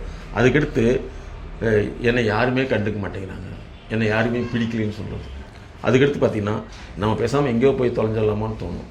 அதுக்கடுத்து வந்து நம்மளே வெறுக்கிறது, குளிக்கிறது இல்லை, சாப்பிட்றது இல்லை, குளிக்க பிடிக்காது, சாப்பிட பிடிக்காது, சுத்தமாக இருக்க பிடிக்காது, படுத்த படுக்கலே இருக்குது. அதுக்கடுத்து வந்தீங்கன்னா சில சமயங்களில் வந்து கோபம் அதிகமாகி யாராவது அடிக்கணுமான்னு தோணும். அப்புறம் வந்து நம்மளை நாமே வந்து அழகுபடுத்திக்கிறதுல குறைவாக இருக்கும். இதெல்லாம் இருக்கும். அதுக்கடுத்து வந்து குற்ற உணர்வு அதிகமாகிட்டே இருக்கும். இது ஒரு வகை. இன்னொரு வகை பார்த்திங்கன்னா அடிக்கடி போர் அடிச்சிருவாங்க. அப்புறம் பகல் கனவு நிறைய இருக்குது, பகலில் நிறைய சிந்தனை ஓடிக்கிட்டே இருக்கும். அதுக்கடுத்து வந்து இப்போ பேசுகிறதுக்கும் அப்போல்லாம் பேசுறதுக்கும் தொடர்பு இருக்காது, டிஸ்ஆர்கனைஸாக இருக்கும். அதுக்கடுத்து வந்து ரிப்பீட்டேட்டிவ் பிஹேவியர், கையை கழுவாங்க, காலை கழுவாங்க, போய் உட்காருவாங்க, எந்திரிப்பாங்க, இப்படி இருக்கும். அதுக்கடுத்து வந்து உள்ளுக்குள்ளே ஏதோ ஒரு சிந்தனை ஓடிக்கிட்டே இருக்கும், எதுலேயுமே கவனமாக இருக்க முடியாது. அதுக்கடுத்து நமக்குள்ளேயே வந்து நமக்கு ஒன்று செய்யணுங்கிறது வந்து சுய ஆர்வம் குறைவாக இருக்கும். அப்புறம் அடிக்கடி மறந்துடுறது, எதுலேயுமே வந்து ஆர்வம் இல்லாமல் இருக்கிறது. அப்புறம் எக்ஸைட்மெண்ட், ஏதாவது ஒன்று ஆயிடுச்சுன்னா அப்படியா அப்படின்னு ஒரு எப்படி இருக்கும். சில சமயம் சோர்வு. இதெல்லாம் என்னுடைய பிரச்சனை. இது என்ன கேட்டகரினா நடத்தை ரீதியில், உணர்ச்சி ரீதியில் தனியாக இருக்குது. சரிங்களா? இப்போ இப்படி ஒவ்வொரு இடத்துலையுமே இருக்கும். அதே மாதிரி சில சமயங்களில் வந்து சின்ன வயசில் வந்து தெரிஞ்சோ தெரியாமலோ ஏதாவது ஒரு விஷயம் நமக்கு தப்பாக நடந்திருக்கும், அல்லது தப்பாக நடக்க வச்சுருப்பாங்க, அல்லது தப்பாக செய்யறதுக்கும் நான் சூழ்நிலை உருவாக்கி. இதெல்லாம் நம்ம எப்போ தோணும் தெரியுங்களா? எல்லாத்துக்குமே தோன்றது 50 வயசுக்கு மேலே தோணும். 50 வயசில் தோணக்கூடிய அத்தனை பேருக்கு இந்த பிரச்சனை இருக்கும். இது அவங்க அதை மறைக்கிறதுக்கு தான் நிறைய வழிகளில் போய் உட்காந்துக்குவாங்க. எமோஷனல் கிளினிக், அது தனி. எமோஷனல் என்னென்னா எப்பவுமே வந்து ஒரு வகையான அதை தவிர்க்கிற தோணிகிட்டே இருக்கும். எங்கேயுமே போகிறதுக்கு ஈடுபாடு இருக்காது, தவிர்த்துக்கிட்டே இருக்கும். சரிங்களா? தவிர்க்க தோணும். அதுக்கடுத்து வந்து புதுசாக ஒன்று செய்யணும்னா தோணாது. அதுக்கடுத்து வந்தீங்கன்னா எதுலேயுமே வந்து ஆழமாக பார்க்க மாட்டாங்க. ஏதோ ஒன்று பேசுவாங்க, நீ இப்படி தான் பேசிப்பேன்னு சொல்லிடுவாங்க. ஆழமாக அந்த அர்த்தத்தை புரிஞ்சுக்காமல் இவங்க ஒரு அர்த்தம் வச்சுக்குவாங்க. அதுக்கடுத்து வந்து எதுலேயுமே தொடர்பு இல்லாமே இருக்கும். சாப்பிட்டு என்ன செய்யுது, குளிச்சு என்ன செய்யுது, உட்காந்து என்ன செய்யுது, இன்னும் வாழ்ந்து என்ன செய்யுது, இப்படி ஒரு வாழ்க்கை எனக்கு தேவைதானா இப்படின்னு ஓடிக்கிட்டே இருக்கும். அதாவதுமா ஒரு பேச்சு அது உணர்ச்சி ரீதியாக இருந்தால் அல்லது வந்து உளவியல் ரீதியானதா, அல்லது வந்து வாழ்க்கை ரீதியானதா, உறவு ரீதியானதா, தொடர்பு ரீதியான நாங்கள் கண்டுபிடிக்கிறதுக்கு எவ்வளோ நாளைக்கு தேவைப்படும். சரிங்களா? அதுக்கடுத்து பார்த்தீங்கன்னா எதுலேயுமே வந்து நம்ம பாடி வந்து அதிகமாக உணர்ச்சி வசப்பட்டு உடம்பு கடகடன்னு ஆகிடும் ஒன்று. அதுக்கடுத்து வந்து ஒரு செய்தியை சொன்னோம்னா அந்த செய்திக்கு நேர தப்பான ஒரு அர்த்தத்தை புரிஞ்சுக்குவாங்க. இது நடக்கும். அதுக்கடுத்து வந்து எந்த விஷயமா இருந்தாலும் சரி அந்த காரணத்தை இவங்க ஒன்று வச்சுக்குவாங்க, அங்கே இருக்கிற காரணத்தை எடுத்துக்க மாட்டாங்க. இதெல்லாம் வந்து உணர்ச்சி ரீதியானது. சரிங்களா? அதுக்கடுத்து பார்த்தீங்கன்னா மேரேஜில் நிறைய இது தனியாக மேரேஜ் ஃபிட்னஸ் தனியாக வச்சுருக்கோம். நீங்கள் இந்த சமூக அமைப்பு இருக்கிறதுனால கல்யாணத்துக்கு முன்னாடி இந்த ப்ரீமேரிட்டல் ஃபிட்னஸ்னு வச்சுருக்கோம். இது ஒரு 3 மாதம் கொடுத்துட்டோம்னா அந்த பெண் டைவர்ஸே ஆகாது. இது தனியாக பண்ணிகிட்ருக்கோம். ஃபுட் அண்ட் ஃபீடிங்னு சொல்லி நிறைய பேர்த்துக்கு உடம்பு வர்றதுக்கு குறையிற காரணம் இதுதான். இதை மாத்திரம் வந்து கல்யாணமான பிள்ளைங்க யாருமே வீட்டில் வேலை செய்ய மாட்டேன்னு சொல்லி நிறைய டைவர்ஸ் ஆகிட்டு இருக்குது. அது ஹோம் மேனேஜ்மெண்ட் தனியாக வச்சுருக்காங்க மேடம், பெண்களுக்கு தனியாக. பிள்ளைங்களுக்கு செய்ய பிடிக்க மாட்டேங்குது, செய்ய தோண மாட்டேங்குது. இப்போ கல்யாணமாகி போயிட்டா ஹஸ்பண்ட் வீட்டில் என்ன அன்றாடம் ஒரு இதுவாக இருக்கும். டீ போட்டு கொடுக்கணும், சமைக்கணும், நான் ஏன் சமைக்கணும், நான் ஏன் டீ போடணும், எனக்குள்ளே தேவையில்லை, அவசியம் இல்லை, இந்த குடும்பம் வேண்டாம் அப்படின்னு ஒரு 2வது நாளே விட்டுட்டு வந்துடுறாங்க. எனக்கு இந்த லைஃப் வேண்டாம், டைவர்ஸ் கேட்குறாங்க. அப்போ அந்த நுண் அறிவு இல்லைன்னா அந்த பெண்ணால் வேலை செய்ய முடியாது. காலையில் எந்திரிக்க மாட்டாங்க, எந்திரிக்கவே முடியாது.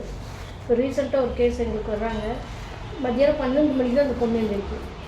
அவங்க அம்மாவே அங்கேருந்து ஹஸ்பண்ட் வீட்டிலேருந்து சமைச்சு போடுது. 2 குழந்தைங்க, 4th ஸ்டாண்டர்ட் படிக்கிற குழந்தை ஒன்று, 2nd ஸ்டாண்டர்ட் படிக்கிற குழந்தை ஒன்று. அப்போ இத்தனை வருஷமாக அந்த பெண்ணை எழுந்திரிக்கவே முடியலன்னு சொல்லி இவங்க அம்மா சப்போர்ட் பண்ணுது. எத்தனை நாளைக்கு பண்ணோம்? அப்போ வெறுப்பு வருமல்ல. அப்போ அந்த காரணத்தை கண்டுபிடிச்சு மாற்றணும். இது அதே மாதிரி அவங்க வேலை செய்ய மாட்டாங்க. என்னென்னா பிள்ளையை பார்க்கணுமா, குட்டியை பார்க்கணுமா, குழந்தையை பார்க்கணுமா, ஹஸ்பண்டை பார்க்கணுமா அப்படின்ட்டு இருப்பாங்க. அதே மாதிரி ஒரு எக்ஸாம்பிள் என்னென்னா சென்னையிலேருந்து எங்கிட்ட ஒரு கேஸ் வருது. அதாவது வந்து கல்யாணமே 2 நாளில் அவங்க ஹஸ்பண்ட் ட்ரெஸ்ஸை கழட்டி வச்சு துவைக்க முடியல. லேடிஸ்னால் தான் இயல்பு தானே, எவ்வளோ பெரிய அதிகாரி இருந்தாலும் துவைச்சு தானே ஆகணும். அந்த பொண்ணு என்ன செய்து ஒரு குச்சி எடுத்து அந்த ஹஸ்பண்டுடைய ட்ரெஸ்ஸை தூக்கிட்டு வருது. வீட்டில் உள்ளவங்க பயந்துட்டாங்க, ஏதோ பாம்பும் இருக்க மாட்டேங்குன்னு சொல்லிட்டு. பார்த்தா எனக்கு வந்து ஹைஜீனிக், அடுத்தவங்க ட்ரெஸ்ஸை எனக்கு பிடிக்காது, தொட பிடிக்காதுன்னு தூக்கிட்டு வந்துச்சு.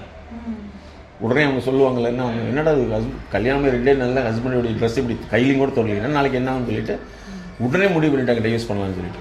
அதுக்கப்புறம் அவங்க ஒரு பெரிய அட்வொகேட்டை போனோம். அவங்க வந்து முதல்ல சார்ட்டை கூட்டிட்டு போய் எங்கிட்ட அனுப்பிச்சாங்க. இப்படி தான் திடீர்னு ஃபோன் பண்ணி, சார் நீங்கள் கண்டிப்பாக உங்களையே பார்க்கணுட்டாங்க. உடனே சரின்னு வர சொல்லிட்டு அந்த பொண்ணை பார்த்தீங்கன்னா சிறுசுலேருந்து அப்படி பழக்கி வச்சுருக்காங்க. இந்த பொண்ணுங்கிற பேரில் கீழே உட்கார மாட்டாங்க, சேர்ல தான் உட்காருவாங்க. லைஃப் ஸ்டைல் அந்த மாதிரி லைஃப் ஸ்டைலில் தான் இருப்பாங்க. இன்னொரு கேஸ் என்னென்னா கல்யாணமே 2 நாளில் வந்து ஹஸ்பண்டை போய் நீ பிளேட்டை கழுவி வைங்க. ஒய்ஃபு அவங்க அம்மா பழக்கம் என்னன்னு இந்த பிள்ளை வளர்த்துனது, சாப்பிட்டு பிளேட்டில் இருக்கிற அந்த குப்பையெல்லாம் குப்பை டப்பாவில் போட்டு பிளேட் கழுவி வச்சுட்டு வாங்க. இது கல்யாணமாகி மாப்பிள்ளை வீட்டில் இருந்துட்டு 2nd டே பொண்ணு வீட்டுக்கு வருவாங்கல்ல, வந்துட்டு அந்த பொண்ணு எங்கள் அம்மாவுக்கு இதெல்லாம் பிடிக்காது, அதனால் குப்பையெல்லாம் எடுத்து இதில் போட்டுட்டு கழுவி வச்சுட்டு வாங்க. அவர் பெரிய பொசிஷனில் இருக்கவர் உடனே டைவர்ஸ் பண்ணிட்டு 2 நாள். அப்புறம் எங்கிட்ட வந்து முன்னாடி அந்த பொண்ணை நாங்கள் நார்மலைஸ் பண்ணுறதுக்கு 6 மாதம் ஆச்சு. ஏன்னா எப்படி சார் ஆணு பொண்ணு ஈக்குவல் சார்? சரிம்மா, அது ஆணு பொண்ணு ஈக்குவல்னா உங்கள் அம்மா வீட்டில் வேலை செய்யலை. எங்கள் அம்மா அந்த காலத்து பொம்பளை, அந்த அம்மா யாருன்னா காலேஜ் பிரின்சிபல். அந்த அம்மா அந்த காலத்து பொம்பளை. அந்த அம்மா சொல்ல, நான் எவ்வளவு பிரின்சிபல் இருந்தாலும் நான் எங்கள் வீட்டுக்காரருக்கு செய்யத்தானே செய்யணும்னா அது நீ செஞ்சுட்டேன், நான் என்ன செய்யணும்னு அவசியம் இல்லை. அவங்க அப்பாவுக்கு அவங்க அம்மா தண்ணி விடுன்னு கேட்டால் அவங்க அம்மா கொண்டே கொடுக்குறாங்க. என் ஹஸ்பண்டுக்கு நான் ஏன் கொடுக்கணும்? ஈக்குவல் தானே, போய் எடுத்து குடிக்க முடியாதா? தண்ணி வீட்டில் இருக்குல்ல, கேன் ஃப்ரிட்ஜில் இருக்கிறத எடுத்து குடிக்க தெரியாதா? நான் போய் எடுத்து கொடுத்தா தான் குடிக்க முடியும். 3வது நாள் இத்தனை ஆர்கியூமெண்ட் பண்ணுவோம். இதுக்கு தான் நாங்கள் இந்த ஹோம் மேனேஜ்மெண்ட் கிரியேட் பண்ணியிருக்கோம். நீங்கள் சொல்கிறது 2 விஷயமா தான் இருக்கும். ஆனால் நாங்கள் இவ்வளவு வந்து நாங்கள் கண்டுபிடிக்கிறது மட்டும் இல்லாமல் அந்த கண்டுபிடித்த விஷயங்கள் உங்கள் மனசை ஏற்றுக்கொள்கிற அளவுக்கு கொண்டு வரதான் எங்கள் வேலை. என்னென்னா இங்கே பாருங்கள், ஆரம்பத்துலேருந்து உங்களுக்கு சின்ன வயசுலேருந்து ஒவ்வொரு பிரச்சனைகளும் உங்களுக்கே தெரியாமல் வந்திருக்கும். ஒன்று வந்து பார்த்தீங்கன்னா ஆரம்பத்தில் வந்து நம்ம ரொம்ப டிலே பண்ணி ஒரு வேலையை செஞ்சுருப்போம், இல்லைன்னா அவசரப்பட்டு வேலை செய்வோம். 2 எஸ்டிமெண்ட்டில் இருக்கும். அதுக்கடுத்து வந்து பார்த்திங்கன்னா எதுலேயுமே வந்து ஆர்வம் இல்லாமல் இருக்கும் சின்ன வயசுலேருந்து. அதுக்கடுத்து வந்து ஞாபகப்படுத்தல சிரமமாக இருக்கும். இப்படி ஒவ்வொரு விஷயமே ஒன்றா உள்ளுக்குள்ளே இருக்கும். ஹைபர் ஃபிக்சேஷன்னா இவங்க ஒரு ஐடியா ஃபிக்ஸ் பண்ணி வச்சுக்குவாங்க, அதுதான் உண்மையுமாங்க, வேறு எதையுமே எடுத்துக்க மாட்டாங்க. Hyper fixation. அப்போ அதுக்குள்ளே போய் அவங்கள வந்து ரியாலிட்டி கொண்டு வரணும். இப்படி கொண்டு வரையில தான் நீங்கள் உலகத்தை புது ஆளாக பார்ப்பீங்க. உங்களுக்கு வயசு எவ்வளோ வச்சுக்கீங்க? 66. நீங்கள் கரெக்டாக நாங்கள் சொல்கிறத ஃபாலோ பண்ணிங்கன்னா நீங்கள் வந்து இந்த உலகத்தை புதுசாக பார்க்க ஆரம்பிச்சிருவீங்க. ஏன்னா நம்ம உடல் வந்து வயசாக ரத்தம் கெடுது, அதே மாதிரி அறிவும் கெட்டு போயிடும். அறிவு எப்படி கெட்டோம்னா நம்ம கண்டது கேட்டது, மேடம் சொன்னாங்களே பார்த்தது கேட்டது இதெல்லாம் ஒன்று சேர்ந்து நமக்கு ஒரு குழப்பத்தை உண்டாக்கிடும். அப்போ ரத்தம் கட்டுற மாதிரி அறிவு கெட்டு போயிடும். அறிவு தான் நாங்கள் வந்து அறிவுங்கிறது ஒன்றும் இல்லை, ஒன்றை செயல்படக்கூடிய ஒரு முறை தான் அறிவுன்னு சொல்கிறோம். அறிவுங்கிறது நம்ம யாரும் நினச்சிக்கிட்டு இல்லை, தகவல் வேறு அறிவு வேறு. அப்போ இதை தான் நாங்கள் மாற்றுறோம். படிப்பில் பிரச்சனை வருது அப்படிங்கிறது எப்போ தெரியுமா உங்களுக்கு? நீங்கள் உங்கள் வயசில் எப்போ தெரியும்? மனுஷன் சரியாக பையன் படிக்க மாட்டேங்கிறான், பொண்ணு படிக்க எப்போ தெரியும்? சரி, இது எப்போ கண்டுபிடிச்சு தெரியுமா? இங்கே பாருங்க, 1896 கண்டுபிடிச்சு. இது உலகம் சொல்லியிருக்கா இன்ன வரைக்கும்? இல்லவே இல்லை. படிக்கிறதுல பிரச்சனை இருக்குது, படிக்க முடியாத காரணங்கள் இருக்குதுன்னு 1896 கண்டுபிடிச்சிருக்காங்க. இப்போ 896. அப்போ அது கண்டுபிடிக்கிறதுக்கு முன்னாடி வந்து ஒரு 100 வருஷம் எடுத்துங்க. அது ரிலீஸ் பண்ணுறது வந்து 1896. இப்போ இன்னைக்கு வரைக்கும் அந்த பிரச்சனை எப்படி மாறின்னு சொல்லிட்டு இன்னைக்கு வரைக்கும் கண்டுபிடிச்சிருக்காங்க 2009. மற்றபடி எங்கே போனாலும் கவுன்சிலிங் கொடுத்து அனுப்பிச்சிடுவாங்க. கவுன்சிலிங் ஆறுதல், அது விடுங்க சரியா போயிருன்னு சொல்லி.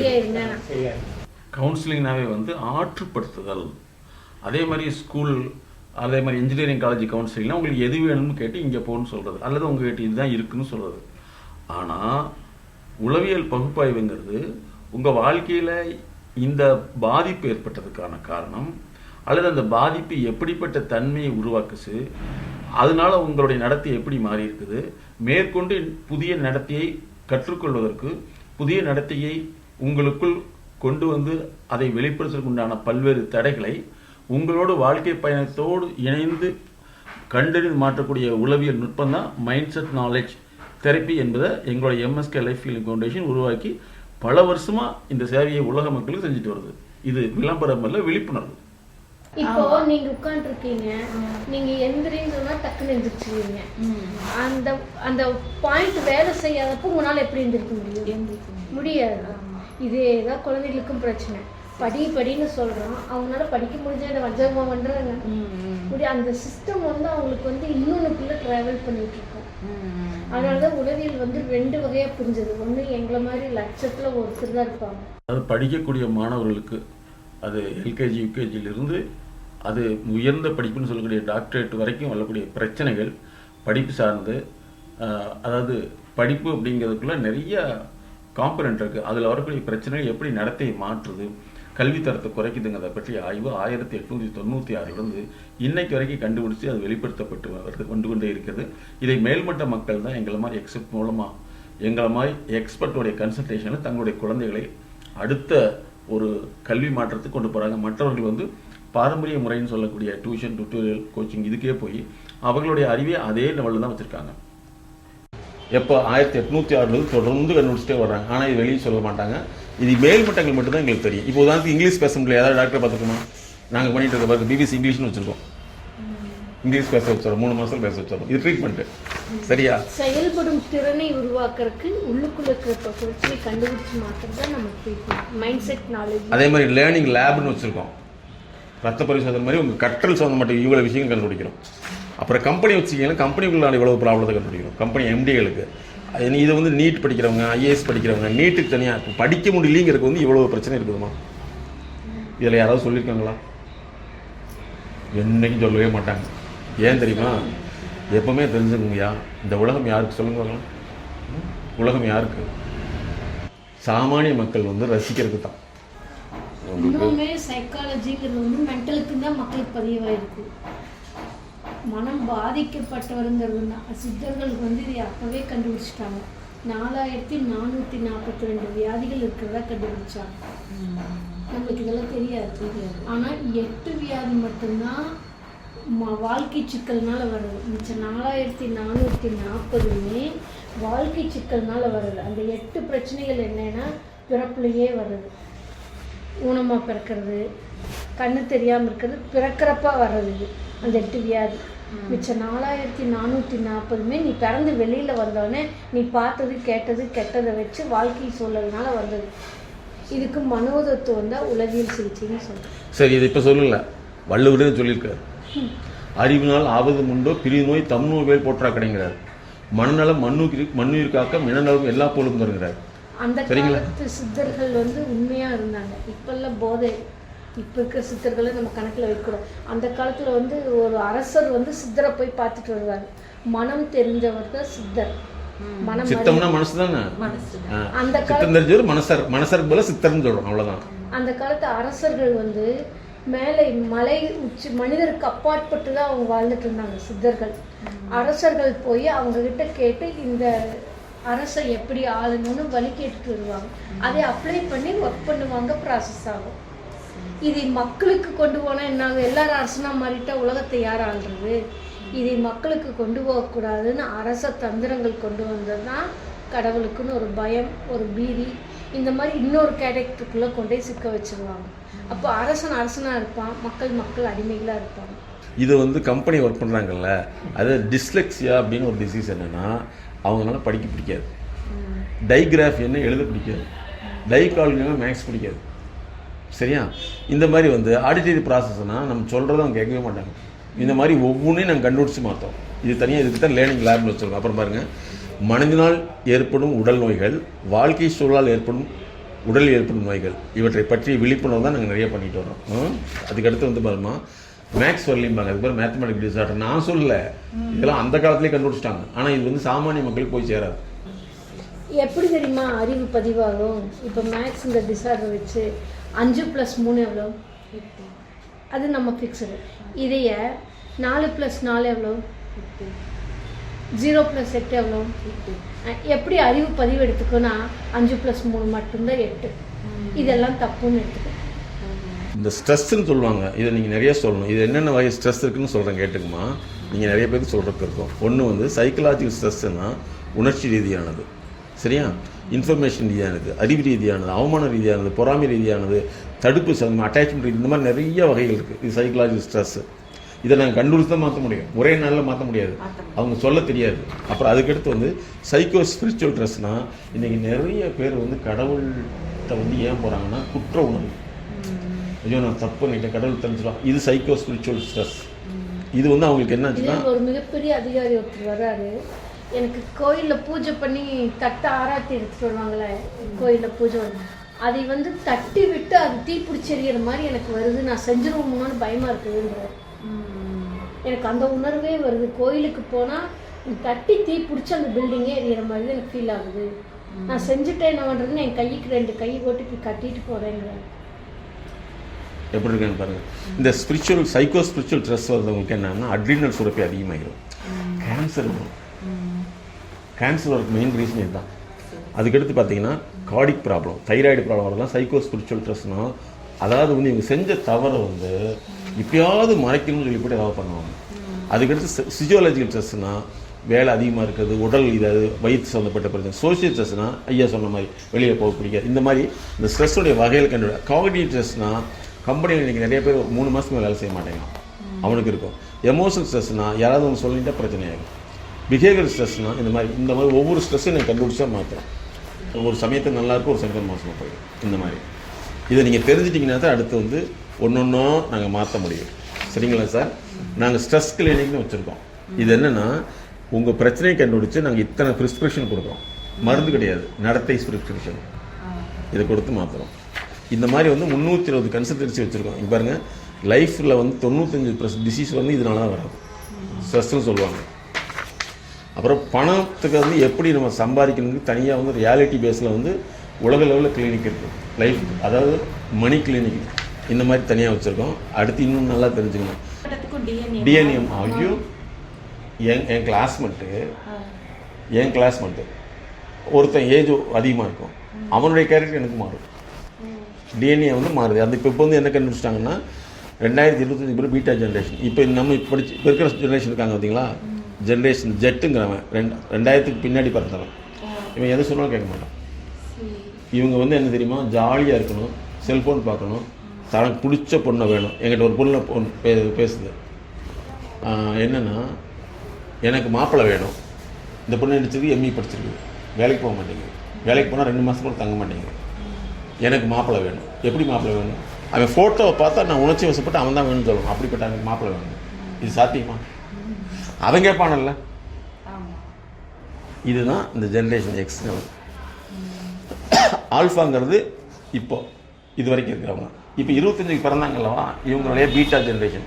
இவங்களெல்லாம் வந்து பின்னாடி பெரிய கொடுமையாக இருக்கும், ஒத்துக்க மாட்டாங்க. இப்போ பாருங்கள், யாருமே வந்து வேலைக்கு போய் 3 மாதத்துக்கு வேலைக்கு போக மாட்டேங்கிறான். இதெல்லாம் இந்த ப்ராப்ளம். அதே மாதிரி வந்து படிக்க வைக்கிறதுக்கு முன்னாடி என்னென்ன படிப்பை யாருக்கு தேவைங்கிறத கண்டுபிடிக்கிறோம் இதெல்லாம். அப்புறம் கம்பெனிகளுக்கு தனியாக பண்ணுறோம் இஎஃப்னு சொல்லிட்டு. அப்புறம் குவாலிட்டி ஆஃப் ஒர்க் லைஃப். இந்த மாதிரி 360 ப்ராஜெக்ட்ஸ் இருக்கணும். ஒரு பிரச்சனை வந்துச்சுன்னா முதல் கட்ட மனிதர்கள் அதாவது எப்படிலாம் தேடுவாங்கன்னா, ஃபஸ்ட்டு ப்ரொஃபஷனல் தேடுறவங்க. எல்லாத்துக்கும் இந்த பிரச்சனைதான் இருக்குது, எனக்கும் பிரச்சனைன்னு உட்காந்துக்குவேன். இன்னொன்று வந்து பார்த்தீங்கன்னா, கூட்டமாக சேர்ந்துக்கிட்டு பாசிட்டிவாக பேசுகிறவங்க கூட சேர்ந்துக்குவேன். இப்படி ஒன்று. இன்னொரு டைப் என்னென்னா, யாரெல்லாம் நம்ம பாரு பிரச்சனை இருக்குதோ அவங்க கூட மட்டும் சேர்ந்துக்குவோம். இன்னொன்று என்னென்னா, எனக்கு ஏதாவது வந்து எதிர்காலத்தை பற்றி கணிச்சோன்னு போய் பார்த்துக்குவோம். இல்லைங்க, வைரஸுக்கு மருந்து. சரி, ஐஸ்டின் தெரியுமா? அவர் என்ன சொல்லியிருக்காரு, அப்போவே முட்டாள்தனத்துக்கு உலகத்தில் வந்து அம்மை மருந்தே கிடையாதுங்கிறார், வேக்சின்ங்கிறார். முட்டாளாக மட்டும்தான் இருக்கு விரும்புவானா, அப்போவே சொல்லியிருக்காரு. அப்போ நாங்கள் என்ன சொல்லுவீங்கன்னாயா, ஒவ்வொன்றையும் அதே மாதிரி கார்பரேட்டில் ஒர்க் பண்ணுறவங்களுக்கு என்னென்ன வேணும். அப்புறம் மெமரிக்கு தனியாக வச்சுருக்கோம். மெமரிங்கிறது ஒரு நமக்கு மனப்பாடம் பண்ணதில்லை, அவ்வளோ ப்ராசஸ் இருக்குது. இதே வந்து நீங்கள் மூளை நோயாளின்னு உங்களுக்கு நான் அப்போவே சொல்லிடுவேன், இது மூளை நோய் ஒன்றும் பண்ண முடியாதுங்களா. மூளை நோய் இது கண்டிப்பாக தெரியும். அது எப்போ வந்துருக்குன்னா பிறந்ததுலேருந்து வந்துருக்கும். அத்தனை பாதிக்கப்பட்டவங்க இருக்கிறாங்க, யாராவது டிஸ்டர்ப் பண்ணுறாங்களா? யாருக்காவது சளி காய்ச்சல் வந்திருக்கா? யாருக்காவது ஹார்ட் அட்டாக் வந்திருக்கா? மனநோயும் கிடையாது, மன பாதிப்பும் கிடையாது. ஒரு சூழலை சமாளிக்க முடியல, ஒரு சூழலை ஏற்றுக்க முடியல அப்படின்னா நம்மளுக்கு வந்து ஒரு டிஸ்டர்பன்ஸ் வர்றது தான் வாழ்க்கை சிக்கல். அந்த வாழ்க்கை சிக்கல் தான் நம்மளுக்கு செயல் தடை உண்டாக்கும். செயல் தடை உருவாக்கிடுச்சுன்னா நம்மளுக்கு ஆர்வம் இருக்காது. இந்த மாதிரி பிரச்சனை ஒன்றா ஏதாயிட்டே வரும். ஏன்னா உங்களுக்கு எவ்வளோ சந்தேகம் வந்தாலும் எங்ககிட்ட நீங்கள் கேட்கணும். நாங்கள் எதுவுமே வந்து நாங்கள் மறைக்கவே மாட்டோம். நீங்களும் வந்து மறைக்கவே வேண்டியதில்லை. எது இருந்தாலும் சரி என்ன செய்யணும் அப்படின்னு சொல்லி இனிமேல் நீங்கள் நல்லா முடிவு பண்ணிக்கணும். மிக விரைவில் குணம் பெற்று உங்களை மாதிரி லட்சக்கணக்கான பேர் இருக்காங்க. ஏன்னா அவங்களுக்கு திடீர்னு தாட்டு, நெகட்டிவ் தாட் மட்டும்தான் வரும், பாசிட்டிவ் எதுவுமே வராது. வர்றது அத்தனையும் நெகட்டிவ் தான். இப்போ சாப்பிடுன்னு சொன்னால் சாப்பிட்டா லூஸ் மோஷன் ஆகிடுமா, ஜீரணமாகாதா, நாளைக்கு செரிமானம் ஆகலைன்னா தூக்கம் வராதா, 2 நாளைக்கு வயிறு அப்செட் ஆகிடுமா, இந்த மாதிரி எக்ஸ்ட்ரீமுக்கு போயிடுச்சு இல்லையா. தூக்கம்னா என்ன அப்படின்னா டெஃபினிஷன் தான், உங்கள் மனசு வந்து உன்னை ஏற்றுக்கொண்டால் வரக்கூடியதான் தூக்கம். ஏற்றுக்கொள்ள முடியலைன்னா வரக்கூடிய துக்கம். துக்கத்துக்கும் ஒரு கால் தான். 3 அனலைஸ் பண்ணிவிட்டு ஒரு 3 மந்த் கோர்ஸ் கொடுப்போம். அதில் நீங்கள் உங்களுக்கே தெரியும், வந்துட்டிங்கன்னா நீங்கள் கடகடன்னு இந்த இருந்து வெளியில் வந்துடலாம். கோஆப்ரேட் பண்ணிங்கன்னா நீங்கள் புது மனுஷனாக மாறிடலாம். ஒன்றே ஒன்று, உங்களுக்கு தடையெல்லாம் நீங்கள் வச்சுருக்கிறது விடை கிடையாது, தடை வேறு விடை கிடையாது. அந்த தடையை வந்து எங்கிட்ட டிஸ்கஸ் பண்ணிங்கன்னா போதும், நீங்கள் சிறந்த மனிதனாக மாற முடியும். அதே மாதிரி வந்து உங்கள் வாழ்க்கை வந்து இன்னும் சிறப்பாக இருக்கும். உலகத்தில் வந்து வைரஸ்னால் வரக்கூடிய நோய்க்கு வந்து மருந்து கொடுத்தா நல்லா இருக்கும். அது வைரஸ், ஆனால் வாழ்க்கைக்காக மருந்து கிடையாது. அதே மாதிரி வைரஸால் வரக்கூடிய நோய்களையும் அந்த உளவியல் ரீதியில் ஸ்ட்ரென்த் இல்லைன்னா அதுவே கொண்டு போயிடும். சரிங்களா. ஒரு எக்ஸாம்பிள் சொல்கிறேன். எங்கள் நண்பர் கூட நாங்கள் ட்ராவல் பண்ணிகிட்டு இருந்தோம். அவர் வந்து கிட்டத்தட்ட என்ன ஒரு 20 வயசு ஜாஸ்தி. அவர் வந்து ஒரு விஷயம் சொன்னார். ஒரு பெண்ணுக்கு வந்து பிறப்புறுப்பில் கேன்சர். சரிங்களா. எல்லா டாக்டரும் முடியாதுன்னு சொல்லிட்டாங்க. அப்போ எங்களை மாதிரி ஒரு ப்ரொஃபஷனல்கிட்ட போகிறார். போகணுன்னா அவர் தான் ஃபுல்லாக அனலைஸ் பண்ணி நான் சொல்கிற மாதிரி செய்யுங்கிறாரு. பார்த்தீங்கன்னா நல்லாயிடுச்சு. மருந்துனால குணப்படுத்த முடியாது, மனோதத்தினால குணப்படுத்திடுச்சு. சரி, இப்போ சமீபத்தில் ஒரு மாநாடு நடந்தது உங்களுக்கு சென்னையில், யுனைடெட் எக்கனாமிக் ஃபோரம் மாநாடு. அவர் எவ்வளோ பெரிய எம்டினா, அவருக்கு சொந்தமாக அனல் மின் நிலையம் இருக்குது. எவ்வளோ பெரிய ஆள் யோசிச்சு பாருங்க. சரி, சென்னையில் வச்சுருக்காரு. ஆனால் இவருக்கு உலக லெவலில் ஃபேமஸ். அவ்வளோ பாரம்பரிய பணக்காரன்னு வச்சுங்களேன். ஆனால் வெளியே தெரியாது, எங்களுக்கே இப்போ தான் தெரியும். அவர் வந்து இப்போ ரிலீஸ் ஆன முன்னாடி எல்லா மக்களையும் நான் பொருளாதாரத்தை முன்னேறணும், தமிழ்நாட்டை முன்னேற்றணும்னு சொல்லிட்டு ஒரு மாநாடு வைக்கிறாரு.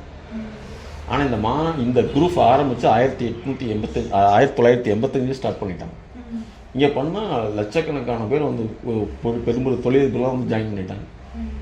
அவர் என்ன கேட்குன்னா, இல்லை நாங்கள் போய் ஜெயிலில் போய் அங்கே போய் உட்காந்து புக்கெல்லாம் வாங்கி படிக்கல, அவங்க ஒரு உளவியல் நிபுணருடைய புக் படிச்சிருப்பார். உங்களுக்கு சாக்ரட்டிஸ் தெரியுங்களா ஐயா? எதுக்காக அவர் கொலை செஞ்சாங்க? அவர் வந்து மக்களுக்கு வந்து அறிவு இருக்குதுன்னு சொன்னதுனால தான் அவரை கொண்டுட்டாங்க. அந்த மாதிரி இவர் ஒரு சைக்காலஜிஸ்ட் வந்து இந்த மாதிரி விழிப்புணர்வு பண்ணல, அவரை கொண்டு போய் உள்ளே போட்டாங்க. உள்ளே போட்ட பின்னாடி அவர் எழுதின புக்கு தான் அந்த புக்கு. என்னன்னா, நீ அறிவை வச்சு தான் ஜெயிக்க முடியும்னு சொல்லி புக்கை படித்தவங்க இவர் பயங்கர பூஸ்ட் ஆகி தான் 2.5 வருஷம் உள்ளுக்குள்ளே யோசிச்சிட்டே இருந்தாராம் என்ன செய்யலாம்னு சொல்லி. வந்த பின்னாடி இவ்வளோ ஒரு மாநாட்டை நான் உருவாக்கியிருக்கேன். உலகத்தில் வந்து வறுமை வியாதிக்கு மருந்து இருக்குது, அதுதான் மனோதத்துவம். இப்போ ஏழையாக இருக்கான், அவனை ஏன் ஏழையாக வச்சுருக்கோம்னா அவனுக்கு என்ன சொல்லிடுறோமா, படித்தா சம்பாதிக்கலாம்னு போய் சொல்லிடுறோம். அப்போ கல்லூரி வாத்தியார் ஏன் அவன் சம்பாதிக்கல? கரெக்டுங்களா? அவன் என்ன பெரிய ஆளை சம்பாதிச்சிருக்கணும்ல. அப்படி நம்ம சப்பா சொல்லி கொடுத்து தான். அதனால் வந்து மனசை மாத்திர உலகத்தில் மருந்து இல்லை. ஏன்னா மனசுங்க வந்து சதையா ரத்தமா நரம்பா அப்படின்னு இல்லை. மனசுங்கிறது ஆற்றல். அந்த ஆற்றலை தான் நாங்கள் மாற்றி அமைக்கிறோம். இப்போ உங்களை திட்டினா கோபம் வருது, புகழ்ந்தால் சந்தோஷம் வருது. அங்கே என்ன மருந்து கொடுத்தா பண்ண முடியுது? இல்லவே இல்லை இல்லையா? இதுதான் விஷயம். சின்ன வயசில் ஏதாவது ரொம்ப உங்கள் வயசில் இருக்கிற உங்களுக்கு ஞாபகம் இருந்து சின்ன வயசில் இவருக்கு ஏதாவது வீட்டில் அடித்து மிரட்டி பல நேரங்களில் வந்து குடும்பத்தை சார்ந்தவர்கள் வந்து வாழ்க்கை சூழலை சமாளிக்க முடியாத பொழுது அல்லது வாழ்க்கையில் தோல்வி அடையும் பொழுது, வாழ்க்கை தோல்விங்கிறது கல்வி சார்ந்த தோல்வியாக இருக்கலாம், அதாவது படிப்பில் சரியான முன்னேற முடியாமல் ஃபெயில் ஆகிருக்கலாம், அல்லது பொருளாதாரத்தில் அல்லது நட்பில் ஃபெயிலாகி அவர்கள் தன்னைத்தானே கூட வாழ்க்கையினுடைய முடிவுக்கு கொண்டு போய் தன்னையே வந்து அவங்க முடிச்சிருக்கலாம், தன்னுடைய வாழ்க்கையே முடிச்சிருக்கலாம். அதை வந்து தற்கொலைன்னு நம்ம இன்றைக்கி அந்த பேரில் சொல்கிறோம். அந்த மாதிரியான உணர்வுகளும் கூட வந்து ஒரு சிலருடைய பாதிப்புக்கு காரணமாக இருக்கும். அதாவது தன்னுடைய பிரச்சனை வரும்பொழுது அவர்களைப் போல இவர்களும் இப்படி செய்து விட்டால் பிரச்சனையை தீர்ந்துவிடும் அப்படின்ட்டு தன்னைத்தானே அழித்துக்கூடிய மனப்பான்மையோடு இருக்கும். இதை வந்து நெருப்புக்கோழி விளைவுகள்னு சொல்லுவோம். அதாவது நெருப்புக்கோழி வந்து தன்னுடைய பகைவனையோ அல்லது பிரச்சனையோ கண்டால் தன்னுடைய தலையை கொண்டு போய் மணலுக்குள்ளே மூடிக்கும். அப்போ என்ன ஆகிரும்னா அது தெரியாது, அப்போ யாருக்குமே தெரியாதுன்னு நினச்சிக்கும். ஆனால் தன்னுடைய உடல் முழுவதும் மணலுக்கு வெளியே இருக்கும். அப்போ மற்ற வேட்டையாடி மிருகங்கள் அந்த உடலை தின்னு ஓட்டு போயிடும். இப்படி இந்த ஆஸ்டிச் எஃபெக்ட் அப்படிங்கிறதுக்குள்ள நெருப்புக்கோழி விளைவுங்கிற ஒரு பிலாசபியில் நிறைய பேர் வாழ்ந்துட்டு இருப்பாங்க. அப்போ ஒருத்தர் பிரச்சனை வருதுங்கிறது பிரச்சனைக்கு முன்னோடியான மனிதர்களை உதாரணமாக எடுத்துக்குவாங்க. பிரச்சனையினால் தன்னுடைய வாழ்க்கையை முடித்து கொண்ட, தன்னுடைய வாழ்க்கையை அழித்து கொண்ட, தன்னுடைய வாழ்க்கையை முடித்து கொண்டவர்களை உதாரணமாக எடுத்துக்கொண்டு கூட இந்த மாதிரியான தவறான சிந்தனைக்கு போகக்கூடியவங்களும் இருப்பாங்க. அப்போ அவர்களோடு நாங்கள் நிறையா வந்து வாழ்வியல் சார்ந்த, அறிவு சார்ந்த, அவர்கள் தெரிந்து வைத்திருந்த செய்திகள் சார்ந்து பகுப்பாய்வு செய்து தான் அவர்களை மாற்ற முடியும். இதுக்குண்டான கால அளவுங்கிறது மினிமம் 3 மாதங்களிலிருந்து அவர்களுடைய ஒத்துழைப்பு தன்மையை பொறுத்து அந்த கால அளவு மாறும். பல நேரங்களில் வந்து தன்னுடைய உறவினர்களோ அல்லது தன்னுடைய அண்ணன் தம்பி அக்கா தங்கையும் கூட தன்னுடைய வாழ்க்கையில் ஃபெயிலியர் ஆனது, அதாவது படிப்பில் ஃபெயிலியர் ஆகி அல்லது ஃபெயில் மார்க் வாங்கி படிப்பில் முன்னேற முடியாத பொழுது அவர்கள் செய்த தவறான நடத்தையும் கூட இவர்கள் முன்னுதாரணம் வைத்துக்கொண்டு தன்னுடைய வாழ்க்கையை வந்து முடித்துக் கொள்ளக்கூடியவர்களும் இருக்காங்க.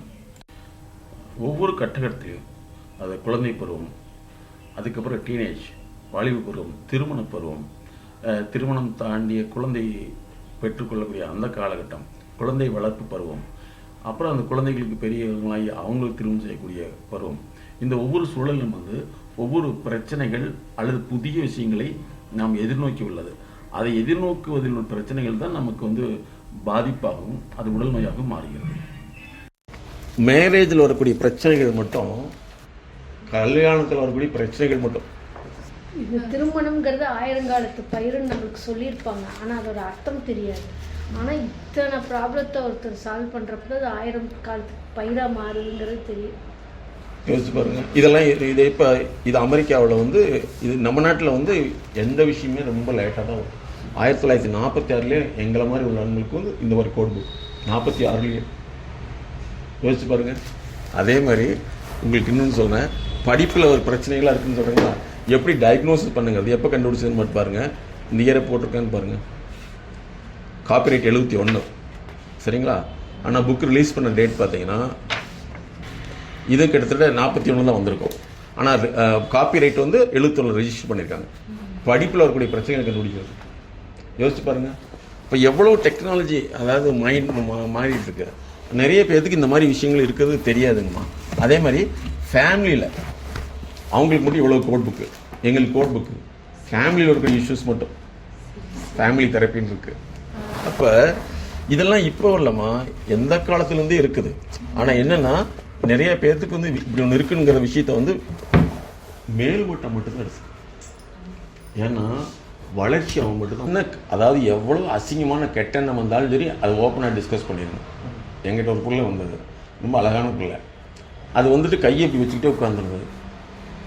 ஏன்னா அவங்க அப்பா சொல்றாரு இந்த பிள்ளைக்கு ஒரு பிரச்சனை இப்போ சரி எந்த ஒரு நாள் இப்படி கையை நடிச்சிட்டு இப்படியே தான் உட்காந்துருக்கு, இப்படி அமுத்தி வச்சுட்டு. அது மற்றவங்க பார்வைக்கு எப்படி இருக்கும்?